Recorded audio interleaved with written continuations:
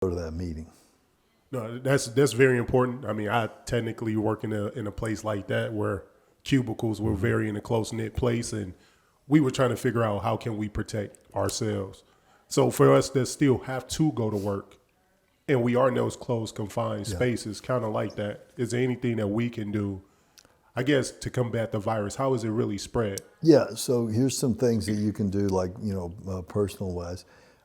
People that wear like wool suits to work, most of us don't go dry clean those every single time we put it on, right? Right.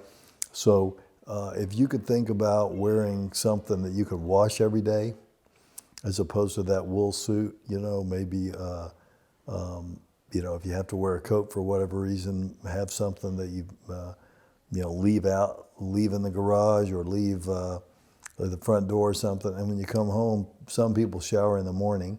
They round people all day. They go to bed. They shower in the morning. Go ahead and take your shower at night. That's something that we can do. Even if all it is some sort of a antiseptic that kills bacteria and a paper cloth. The things that are frequently touched at your workplace, so plan on cleaning that refrigerator door handle, for instance, if all your food is in there. Okay. Clean that 3 or 4 times a day. With your phone, clean your phone 3 or 4 times, a day. Your clicker at home, clean that. Everybody in the family's, touching on that. With some of those things, this doesn't work great with phones because of the touch screen. Right. But like with clickers, you can put the clicker in a plastic bag, like a Ziploc bag. It's a lot easier to clean all the cracks and crevices of a Ziploc bag than it is a television remote, right? So Gotcha. just thinking through those things and thinking through it for your family at your house, or your, whatever your situation is. I can't possibly, come up with everything that's happening to you or that you could do. But you also can go to cdc.gov. That's, CDC, Center for Disease Control.gov, and there are recommendations on there that change as this is worsening as to how to protect yourself. President Trump issued a state of emergency. And for a lot of people who aren't connected with the news or just in politics in general, when we hear state of emergency, they think of martial law. They think of the army and everyone is coming in, everyone is forced into the home. Can you explain when President explained? Sure. So this is not that type of a state of an emergency. What this will do is open up more resources to combat the virus. So I'm glad that the president switched from saying this was a hoax to realizing it was serious and declaring that state of an emergency. That was, good that he did that. We've got to really think through all these things and work together. And, I think they're beginning, at the federal level, they're beginning to get more engaged with what's actually happening at the local level. I was on a call with them this morning where we were telling them what we needed, and they were already helping us get that. So that's beginning to change. The response from the federal level has been rough so far. We're just hopeful that it will, get better. For the conspiracy theorists out there who believe this is biological warfare, that this is something that was created in a lab. I think we read somewhere what Iran was saying this is something that we made. How do you feel about those theories and viruses? So, that's not correct, folks. Coronaviruses have been around for a while. This is novel means new. It's a new coronavirus created in nature when a virus that is in animals is able to jump species to humans. So when we talked about those other 2 viruses, the West Nile virus jumping from birds through mosquitoes into humans, Ebola jumping from mammals into humans. And it's the same thing with this. It jumped from mammals into humans. And it's not because people are eating live bats or anything of that nature.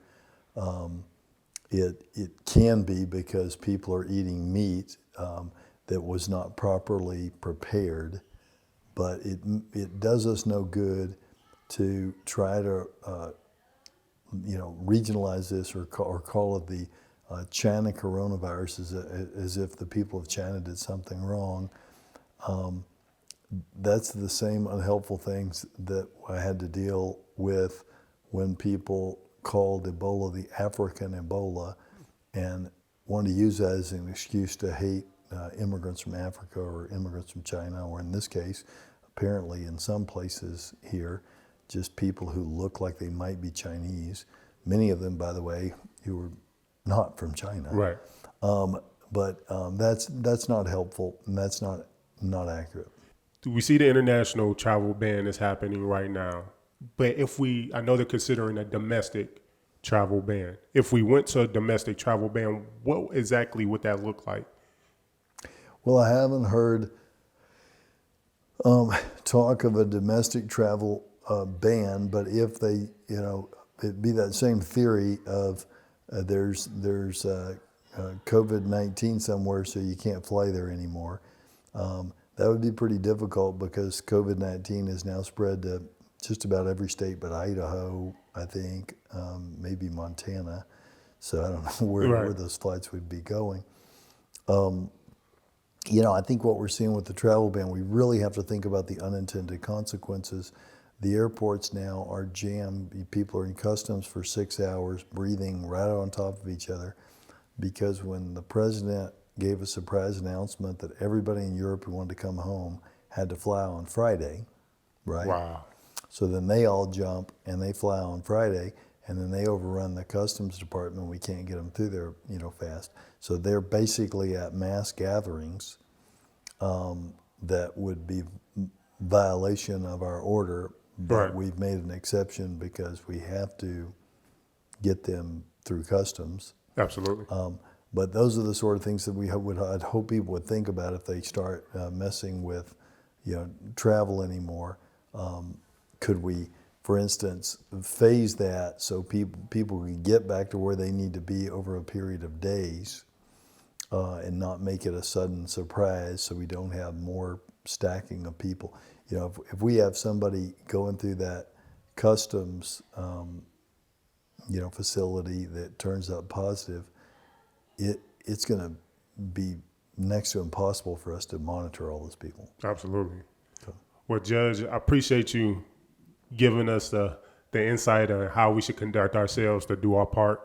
I appreciate your service, and go get them. I know you're a go-getter. We're going to go get them. All right, appreciate it.